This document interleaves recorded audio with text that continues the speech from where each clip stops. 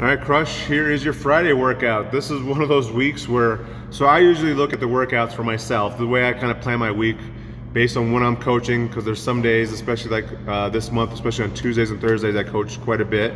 So I usually look at a full week of programming. I decide maybe there's one day where I'm okay if I don't do that workout.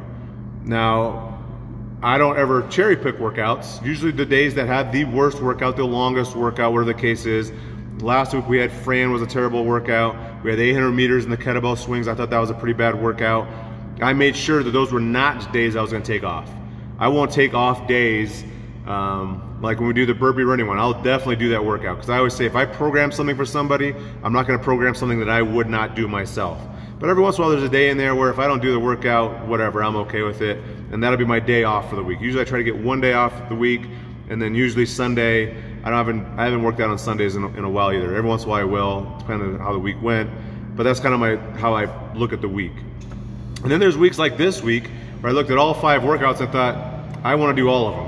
I'm going to do all of the workouts. That's just, I'm going to figure out a time and a place where I can do all of the workouts this week, because I think they all look like fun. And today is probably going to be my favorite of the bunch. As I record this on Sunday morning, I thought the Thursday workout looked pretty fun. I need to work on my deadlifts, so Tuesdays I got to work on deadlifts. It's going to be a leg intensive week because we had heavy deadlifts on Tuesday, lots of back squats on Wednesday, lots of back squats on Thursday, and then today we do single leg kettlebell deadlifts. So the strength part today is you'll find a kettlebell and you'll hold the kettlebell however you want. In front of you, I will hold it to the side, and you'll do single leg kettlebell deadlifts. What that's gonna do is gonna really work the back side of your leg more than anything. You shouldn't get too squatty, but it shouldn't be a pistol. It's more like a straight legged deadlift. You'll go down, touch the ground, stand back up. Probably a pretty light kettlebell, because you can do 5 to the 10 per leg, so it's a lot of reps.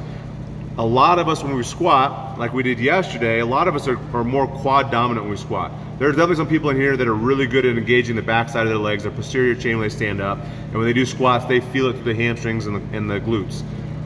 A lot of us, especially if you're better at Olympic lifting, requires your torso to be more upright when you squat. Therefore, you get to be a lot more quad dominant when you squat. So a lot of us are like that because we overhead squat, we snatch, and we clean, which is, to be good at those, you have to have your chest up, which usually means you're much more quad dominant. So our quads took a hit yesterday, doing the 5 sets of 10 sets of 5 back squats, and today we get the back side of the legs with the single leg deadlifts. That'll definitely tax the back side of the legs. I'll kind of even out the work, and then you haven't done anything with the back side of the legs really since the deadlifts on Tuesday. Again, some of you are watching this, or maybe would watch this and think you're full of crap because my hamstrings are lit up. You do an amazing job at recruiting the back side of your legs. Nothing wrong with that. It's great. Big muscles back to help you lift a lot of weight. But the part I'm looking for today is the Metcon. We get to do Isabel and Grace in the same day, and it should be somewhat challenging. So Isabel is 30 power snatches for time. From the ground overhead, power snatch, 30 reps for time at 135.95. I'm gonna give you 6 minutes and 6 minutes only to do that. If you can't complete those 30 power snatches in less than 6 minutes, scale the weight to a weight in which you can.